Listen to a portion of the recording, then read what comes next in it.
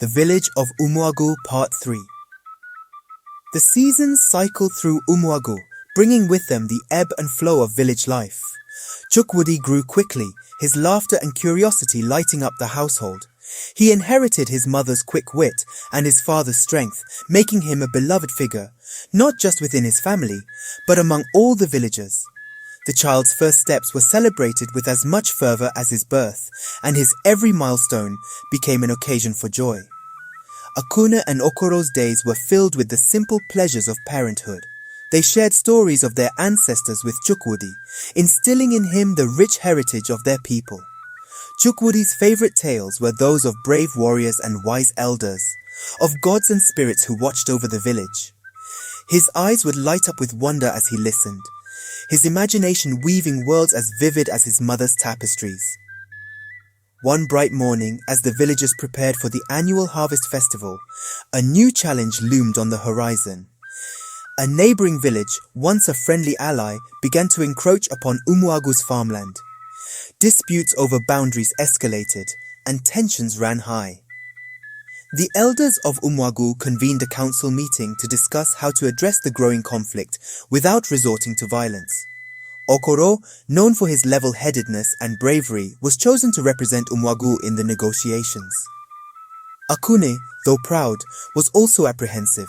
She knew the risks involved, but she trusted in Okoro's ability to find a peaceful resolution.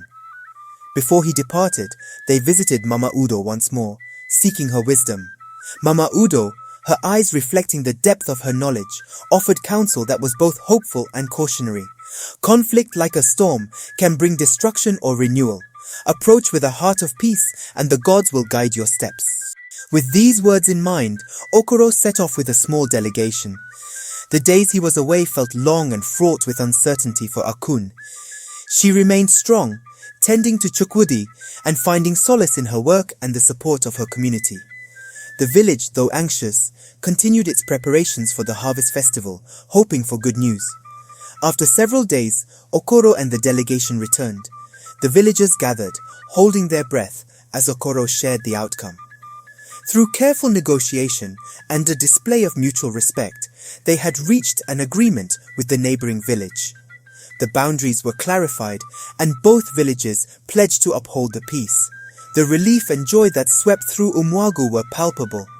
The harvest festival that year was not just a celebration of the land's bounty, but also a testament to the power of unity and diplomacy. Chukwudi, still young but perceptive, sensed the importance of these events. He watched his father with admiration, understanding that true strength lay not just in physical prowess, but in wisdom and compassion.